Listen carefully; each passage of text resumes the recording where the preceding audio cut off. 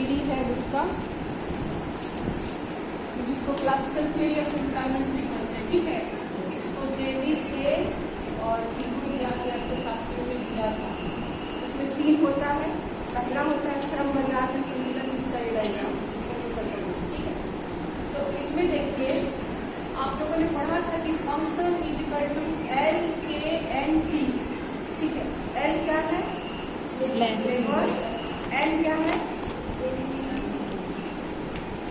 भूमि के capital T technology, ठीक है।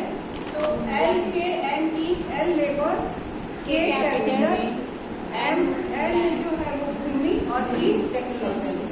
इसके हिसाब से यहाँ संतुलन होता है, चित्र में जो दिखाया गया, ठीक है। नीचे लेबर की मात्रा, ओ एक्स पर लेबर की मात्रा और ओ आई पर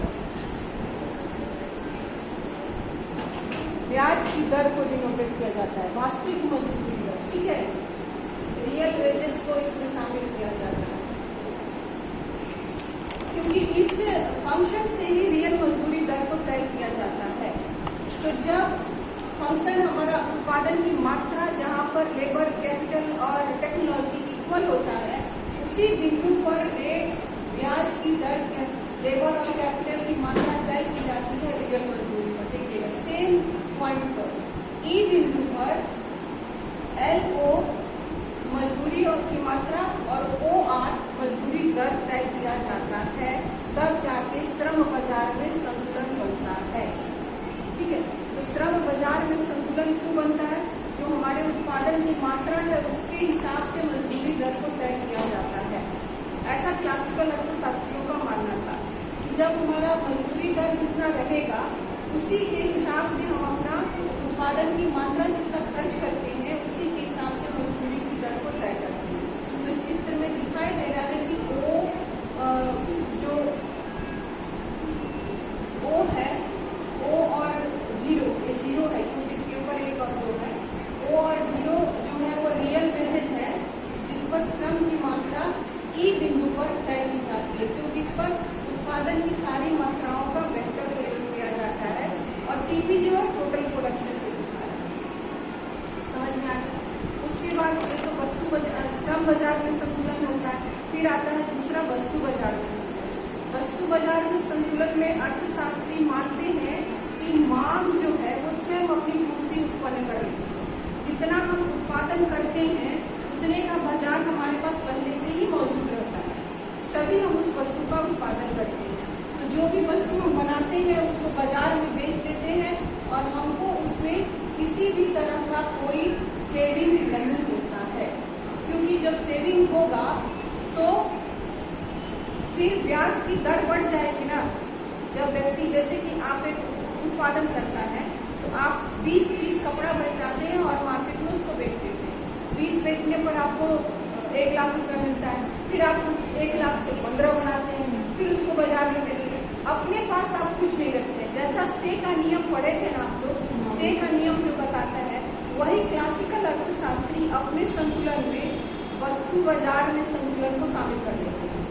श्रम बाजार में वो मानते हैं कि उत्पादन की मात्रा पर रियल मजदूरी तय होती है, लेकिन वस्तु बाजार में वो मानते हैं कि जितना हमारे पास बचत नहीं करते हैं हम, कुछ भी जो कुछ हमारे पास आता है उसका हम इन्वेस्टमेंट करते हैं। इसीलिए आप वस्तु बाजार में लिखे हैं S = I, लिखे हैं ना उसका थियरी में, S = सेविंग बराबर इन्वेस्टमेंट, क्योंकि उसमें हम कुछ सेविंग करते ही नहीं। जो भी हमारे पास इनकम आता है उसको हम नया इन्वेस्टमेंट करते हैं और वस्तु बना के फिर बाजार में बेच देते हैं, क्योंकि हमारे पास पूर्ण प्रतियोगिता है, क्योंकि हमारा अर्थव्यवस्था बंद है, क्योंकि हमारे पास जितने लोग हैं उतने सब वर्किंग सबके। तो जब हम सामान बनाए, मान लीजिए हम घर में खाना बनाते हैं तो जितना लोग रहता है उतना गिन के रोटी बनाते हैं, सब्जी जो भी बनाते हैं वो सारा खाना खत्म हो जाता है। फिर नेक्स्ट डे हम दूसरा खाना बनाते हैं, ऐसा तो नहीं है कि उसी खाने को रोटेट करते हैं। तो ये वस्तु बाजार में संतुलन इसी तरह था कि जितना हम बनाते हैं सब बेच देते हैं, फिर हम दूसरा बनाते हैं, फिर बेचते हैं, फिर हम तीसरा बनाते हैं, फिर बेचते हैं। और ये जरूरी नहीं कि रोज बनाने की मात्रा हमारी उतनी ही है, क्योंकि कभी कभी हमारे घर गेस्ट आ जाता है तो बड़ा खाना बनाते हैं, वो भी खाना खपत कर लेते हैं, फिर दूसरा दिन दूसरा खाना बनाते हैं। तो वस्तु बाजार में संतुलन हो गया, इसीलिए उसमें कहा जाता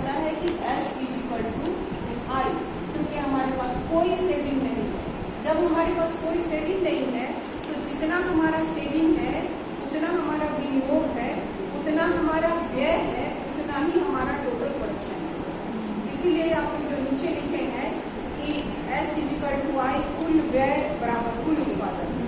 ठीक है, ये समझ में आ गया। ये वस्तु बाजार। अब ये है मुद्रा बाजार, यानी कि पूंजी बाजार में संतुलन कैसे होगा। तो पूंजी बाजार में संतुलन मांग और पूर्ति के सहयोग से होगा, कहीं भी उसी तरह संतुलन होगा। तो यहाँ देखिए OX पर रेट ऑफ इंटरेस्ट दिखाया गया। अच्छा, इसमें पूंजी बाजार में रेट ऑफ इंटरेस्ट इसलिए शामिल किया गया है क्योंकि सेविंग तो होता नहीं है। यदि सेविंग होगा तब में इंटरेस्ट रेट फ्लक्चुएट करेगा, तो सेविंग होता नहीं है। तो जो रेट ऑफ इंटरेस्ट है उसके बैलेंस से अर्थव्यवस्था में पूर्ण रोजगार की शुरू किया जाता है। क्योंकि जब रेट ऑफ इंटरेस्ट अधिक रहेगा तो देख रहे थे यहाँ पे सप्लाई अधिक हो जाएगी और डिमांड कम हो जाएगा। ठीक है, ये सप्लाई S जो है सप्लाई की रेखा है और D जो है डिमांड की रेखा। यदि रेट ऑफ इंटरेस्ट OR से ORN हो जाता है, अधिक हो जाता है, तो एक कट करना है D बिंदु को यहाँ पे, मान लीजिए कोई F मान लीजिए, और इसको करता है G। तो ये लाइन बता रहा है कि सप्लाई अधिक है, डिमांड कम है। सप्लाई कितना है? F से G इतना अधिक सप्लाई कर रहे हैं जहाँ डिमांड कुछ है ही नहीं। जितना हमारे पास मांग है उससे अधिक तो हम सामान बना दिए हैं, तो ये तो अर्थव्यवस्था के लिए नुकसानदायक स्थिति होगा। तो फिर रेट ऑफ इंटरेस्ट घटाएंगे। जैसे घटा के हम OR पे ले आते हैं, एक मांग और पूर्ति दोनों इक्वल हो जाता है और संतुलन हो जाता है। तो इसमें जितना हम बना रहे हैं उतना ही हम बेच रहे हैं, उतना ही हम सेविंग कर रहे हैं। रेट ऑफ इंटरेस्ट जब OR है तो सेविंग और इंटरेस्ट दोनों एक बराबर है, कुछ बचता नहीं है। जो बच रहा है वो सब इंटरेस्ट में जा रहा है, इन्वेस्ट कर देते हैं, तो हम नया प्रोडक्शन शुरू करते हैं। अब ठीक इसके अपोजिट यदि हम रेट ऑफ इंटरेस्ट और घटा देते हैं, तो जब हम ज़्यादा घटा देते हैं तो देखिएगा डिमांड अधिक हो गया और सप्लाई कम। तो फिर ये भी अर्थव्यवस्था के लिए अच्छी स्थिति नहीं है। तो फिर हम रेट ऑफ इंटरेस्ट को बढ़ाते हैं, क्योंकि जब रेट ऑफ इंटरेस्ट कम करेंगे तो डिमांड अधिक हो जाएगा और उसके खरीदार ही नहीं रहेंगे। सामान बाजार में बना के रख देंगे, खरीदार ही नहीं रहेगा, तो पूंजी बाजार में संतुलन होगा नहीं। इसलिए रेट ऑफ इंटरेस्ट जब फ्लक्चुएट करता है तो अर्थव्यवस्था में संतुलन की स्थिति बन जाती है। ठीक है, तो OR जो है, इसलिए यहाँ लिखे कि OR जो है इक्वल रेट ऑफ इंटरेस्ट है, जहाँ की E बिंदु पर S और I दोनों इक्वल हो जाता है। ठीक है, और पूंजी बाजार में संतुलन की स्थिति आ जाती है। तो ये क्लासिकल थियरी ऑफ इंटरेस्ट का, जिसके हिसाब से 3 बिंदुओं से संतुलन होता है। एक तो आपका श्रम बाजार में संतुलन, वस्तु बाजार में संतुलन, पूंजी बाजार में संतुलन। ये इसके साथ ये आपका क्लासिकल थियरी था वो।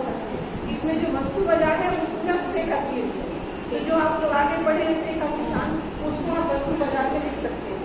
से का नाम बिना मेंशन किए, इसे वस्तु बाजार में तो संतुलन वैसे ही बनेगा, क्योंकि जब सेविंग है ही नहीं तो जितना हम कमाएंगे उतना हम लगा देंगे, क्योंकि हमको प्रोडक्शन करना है, अर्थव्यवस्था को आगे बढ़ाना है।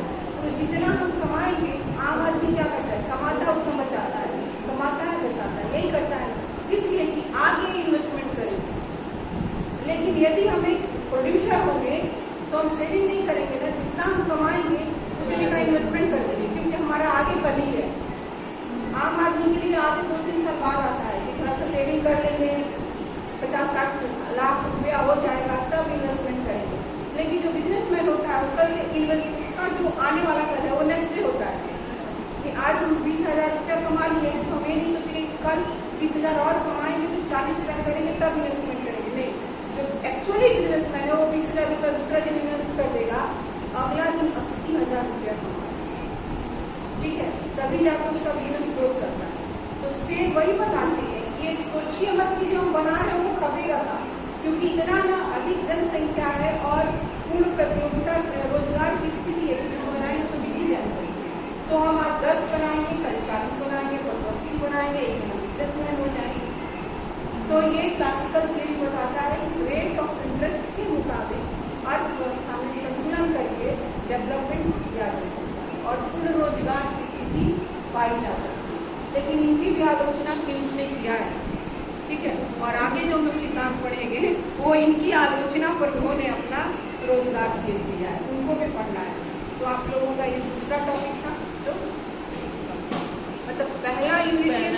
टॉपिक